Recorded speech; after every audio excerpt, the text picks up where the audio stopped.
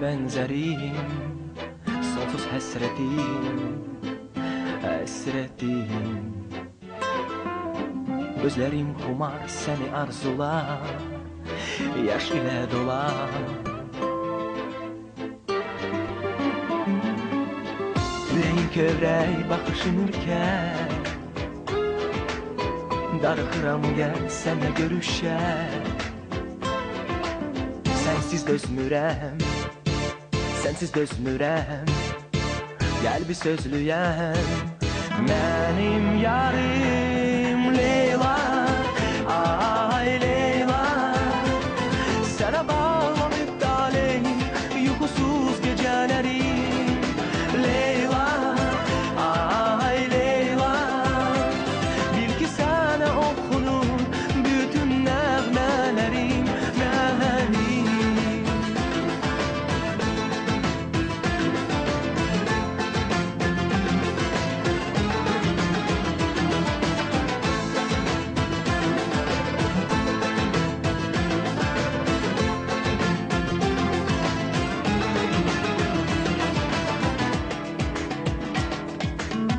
Gülüşün məlhəm, könlümə həmdəm, gen düşmə məndən, məndən.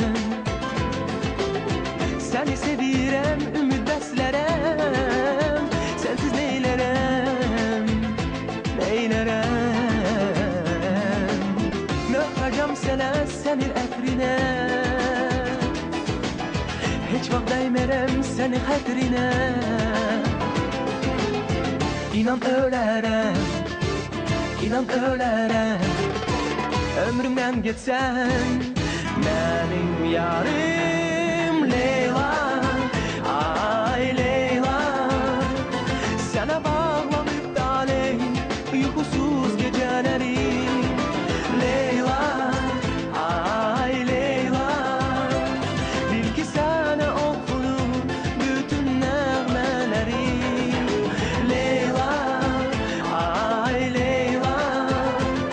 Sənə bağlanıb taleyim, yuxusuz gecələrim. Leyla, ay Leyla, bil ki sənə oxunur bütün nəğmələrim, mənim. Ay Leyla.